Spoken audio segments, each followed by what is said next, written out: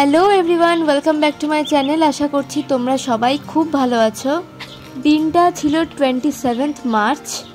আমি এসেছি আমার গ্রামের বাড়িতে বোলপুর থেকে বাড়ির সবার সঙ্গে দেখা করতে, আর এখান থেকে আজকে আমরা বেরোবো কলকাতার উদ্দেশ্যে।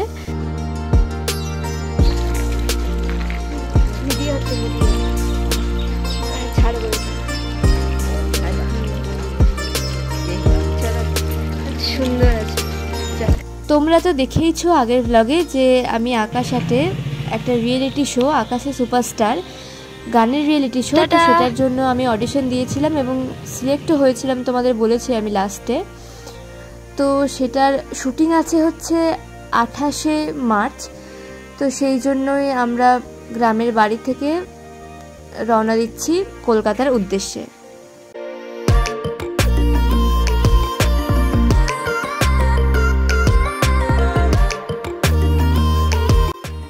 বেশ কিছুটা রাস্তা যাওয়ার পর আমরা মন্তেশ্বরের কাছে দাঁড়িয়েছিলাম।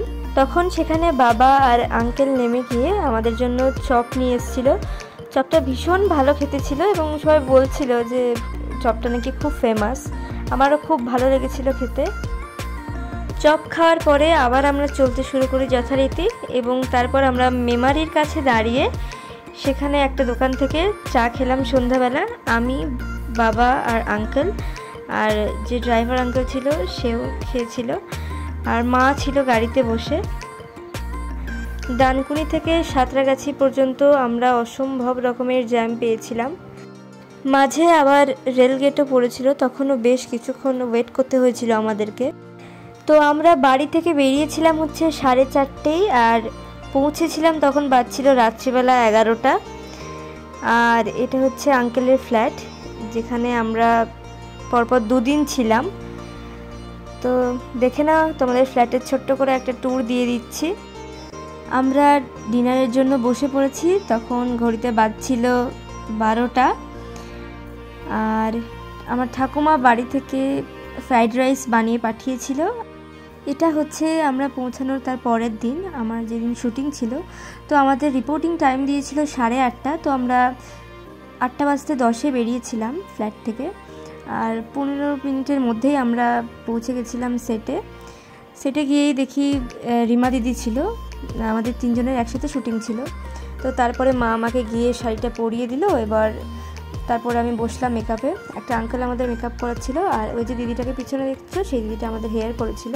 আর এই যে আমার পাশে হচ্ছে ভূমি দিদি আমার, আর ওই রিমা দিদি, 3 জনের একসাথে একটা এপিসোড ছিল। আমরা এখন এখানে গান প্র্যাকটিস করছি। রিমা দিদি,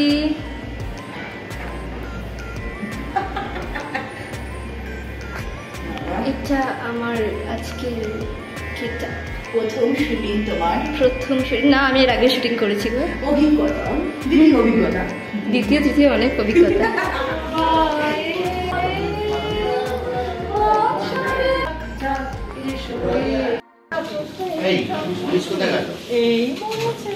কে কোথায় গেল? তো তোমরা দেখে নাও, এটা হচ্ছে আকাশে সুপারস্টারের সেটটা। আমি খুব স্পিডে ভিডিওটা করেছি, তাই একটু স্লো মোশনে দিয়ে দিলাম। আমাদের গান হয়ে গেছে, আমারও হয়ে গেছে, আর বাকি 2 জনেরও হয়ে গেছে। আমরা বেরিয়ে আসছি। আজকে উইনার আমরা সবাই। আমাদের শান্তি নিকেতন, আমাদের শান্তি নিকেতন। ঠিক আছে, চলো। ও আচ্ছা, আমরা নিয়ে নেবো নিজেরাই।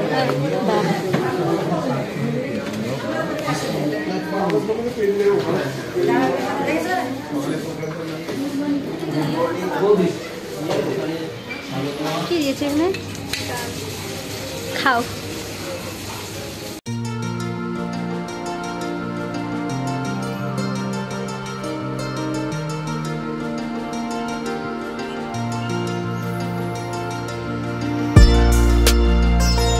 তো আমাদেরকে ওখান থেকে লাঞ্চ দেওয়া হয়েছিল। তারপর বাবাকে ফোন করে দিলাম গাড়ির জন্য। আমরা ওয়েট করছিলাম। বাড়ি ফিরে আর ব্লগ করিনি।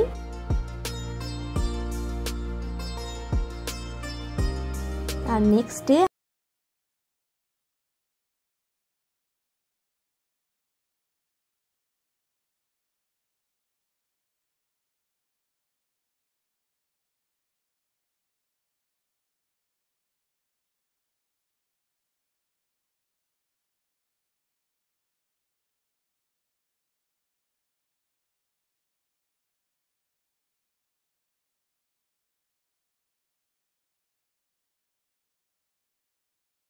যেহেতু খুব সকাল সকাল বেরিয়েছিলাম, সকাল 7:30 নাগাদ, তাই রাস্তাতে ভীষণ খিদেও পেয়ে গেছিলো। তাই আমরা সিঙ্গুরের কাছে দাঁড়িয়ে লাবণ্যতে একটু খাওয়া দাওয়া করে নিয়েছিলাম। আমি আর মা নিয়েছিলাম ধোসা, আর বাকিরা আলুর পরোটা নিয়েছিল। ভীষণ টেস্টি খেতে ছিল। আমি আলুর পরোটা একটু বাবার কাছ থেকে ভাগ বসিয়েছি যদিও, কিন্তু ধোসাটা বাবাকে দিইনি।